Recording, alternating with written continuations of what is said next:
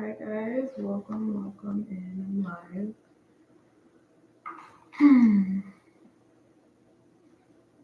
Yep, I hope you can hear me well.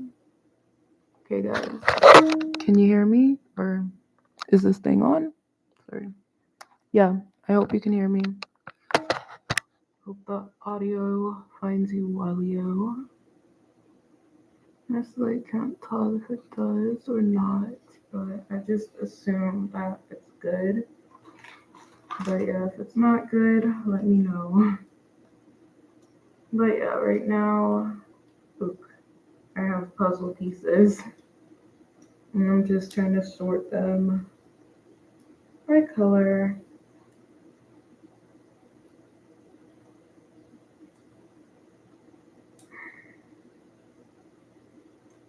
And so as I'm doing this, I wanted to say,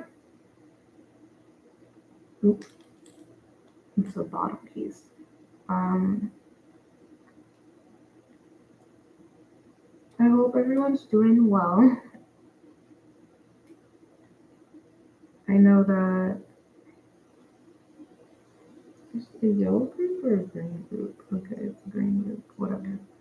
I know that the new year just started and some people could be really focused on like making resolutions, becoming a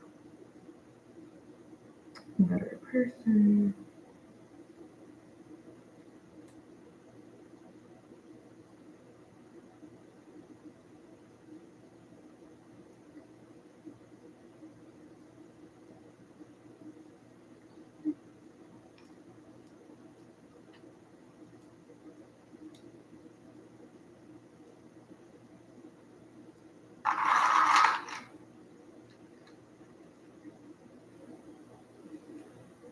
It's so fun going through puzzles because it's just like pink with pink, blue with the blue, green with the green,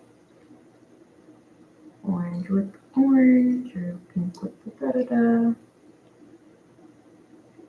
It's just such an easy thing to match. We got the yellows with the yellow, blues with the blue, green with the da da da. Could be whatever you don't choose.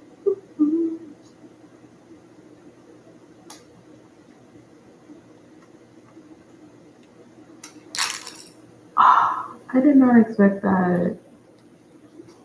Okay, so this is what puzzles do. They just pop out of your hands. And who allowed puzzles to do that?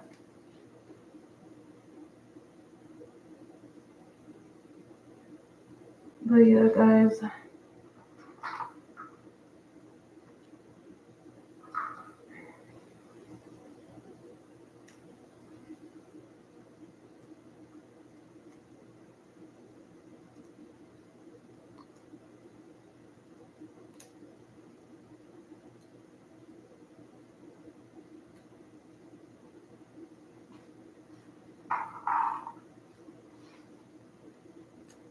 Part of me does feel like being quiet and taking it easy today.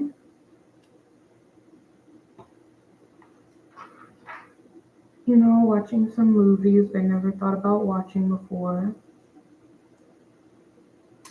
All the little fun things. Oop, oop, oop. Into the green pile. Blue pile and then into the green pile. There you go.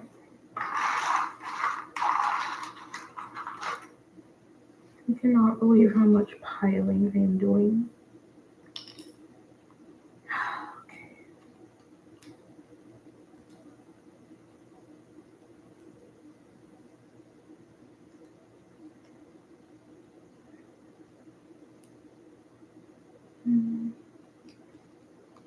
Okay, so Something that I've been thinking about a lot was how in relationships, you actually don't need to let go of the person because you're in a transitional period. And I was like, what?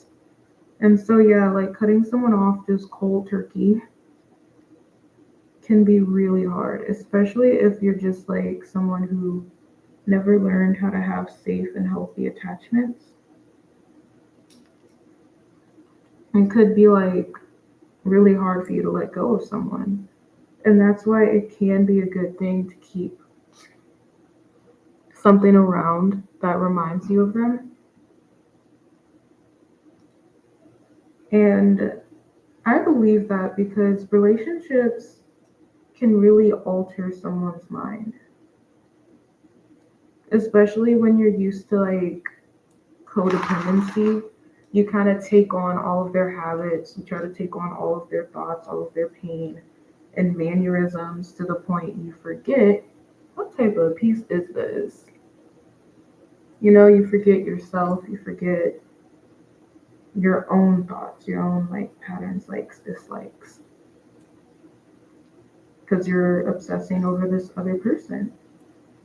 And changing from like really obsessing over someone to just not having them around is hard. It is. And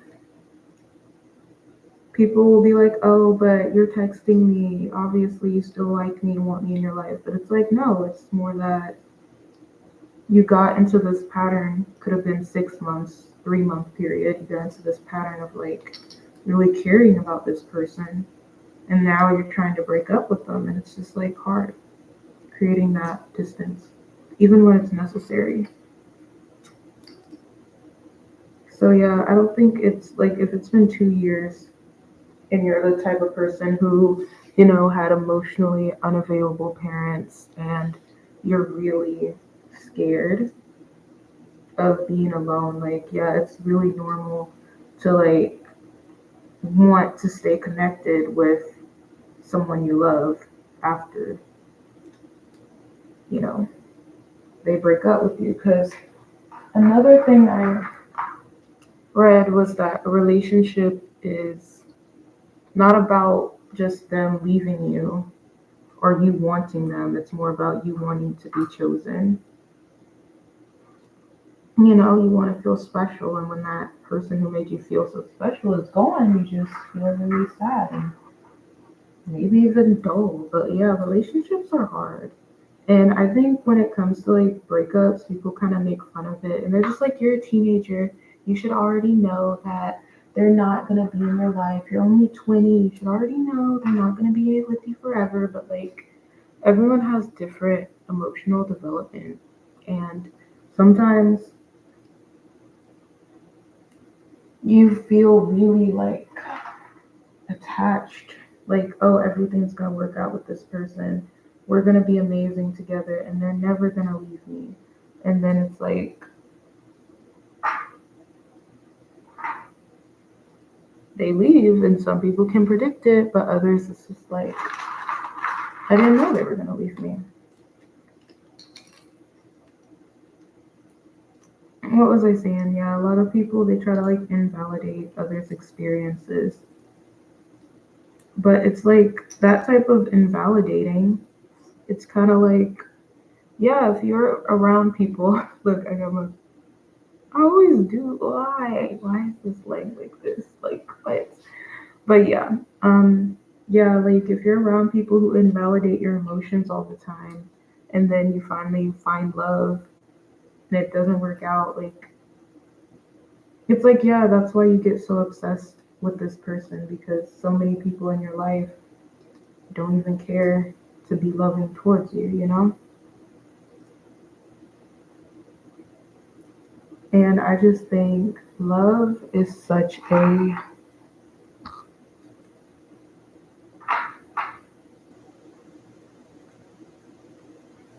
free thing.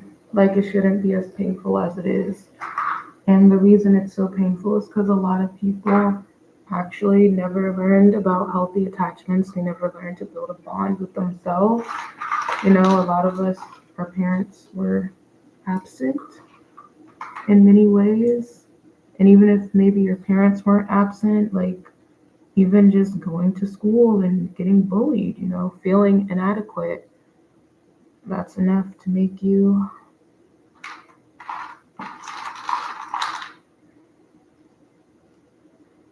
you know, less confident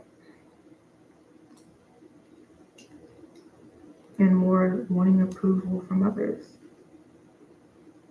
It's hard, yet, but that's why I really like the idea of like after a breakup, still having that transitional object, holding on to that person still being in your life because they really, you know, changed you and impacted you, and you can't just walk away from someone who had such a big impact on you.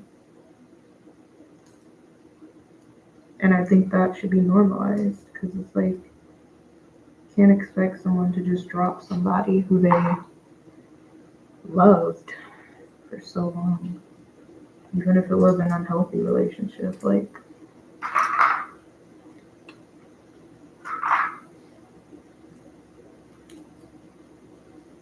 I even heard writing letters to yourself, to that person, can be really like healing.